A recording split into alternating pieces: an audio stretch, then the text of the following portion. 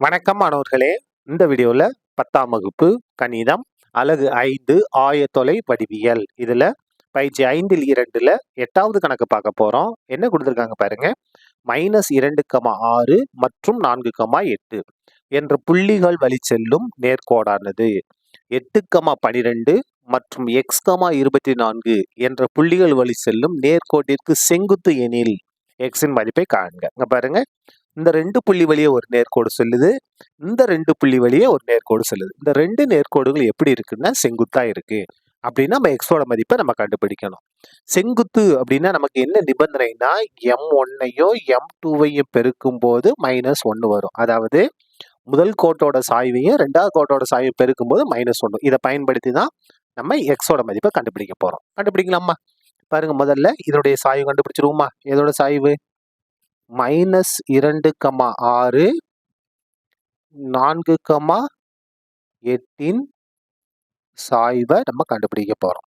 பாருங்க, முதல் புள்ளிய x1y1, ரெண்டாவது புள்ளிய x2y எடுத்துக்கலாம். சாய்வை m1 எடுத்துக்கலாமா? m1 ஈக்குவல் டு ஃபார்முலா என்ன? சாய்வுக்கு formula y2 - y1 by x2 - x1. இப்போ பாருங்க, ஈக்குவல் டு y2 ஓட மதிப்பு என்ன? 8. ஃபார்முலா இருக்க மைனஸ் y1ஓட மதிப்பு 6 பை x2 ஓட மதிப்பு 4. ஃபார்முலா மைனஸ், இங்க பாருங்க, x1ஓட மதிப்பு -2. x1ல ஒரு மைனஸ் இருக்கு, ஃபார்முலா ஒரு மைனஸ். அப்ப என்ன ஆயிரும்? மைனஸ் மைனஸ் பெருகு பிளஸ்ஸா மாறிடும். 2 ஈக்குவல் டு 8ல 6 கழிச்சோம்னா 2, 4 2 கூட்டினோம்னா 6. கேன்சல் பண்ணுங்க. 2 2 2 6. அப்ப என்ன வந்திருக்கு? 1/3.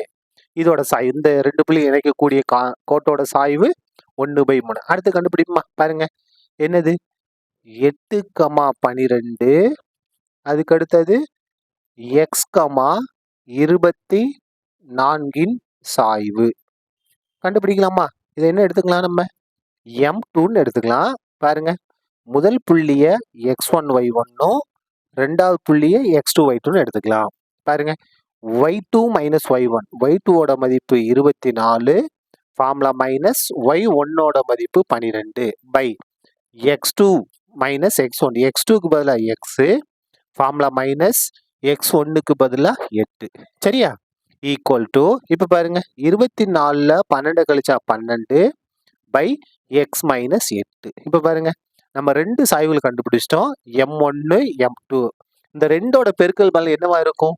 -1ஆக இருக்கும். ஏன்னா ரெண்டும் செங்குத்து. therefore m1 பெருக்கல் m2 ஈக்குவல் டு -1. ஏன்னா செங்குத்து. என்ன பக்கத்தில் எழுதிங்க. இரு கோடுகள் எப்படி இருக்கு?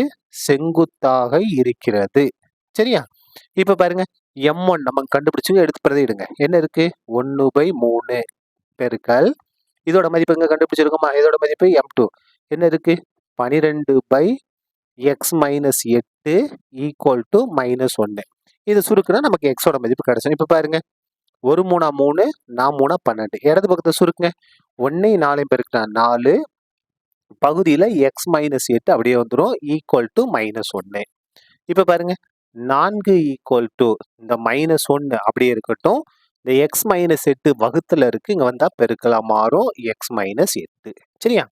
இப்ப பாருங்க, 4 ஈக்குவல் டு -1 உள்ள பெருங்க, பிளஸ் மைனஸ் பெருக்கினா மைனஸ், 1 x பெருக்கினா x.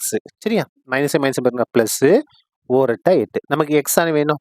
-x இடது பக்கம் கொண்டு வாங்க, பிளஸ் எக்ஸா மாறும், ஈக்குவல் டு 8. இது +4 வலது பக்கம் கொண்டு வாங்க, -4ஆ மாறும். அப்ப x ஈக்குவல் டு 8ல 4 கழிச்சா 4. இதான் என்னது? நமக்கு தேவையான எக்ஸோட மதிப்பு. சரியா? அவ்வளவுதான். இந்த கணக்கு முடிந்தது. நன்றி.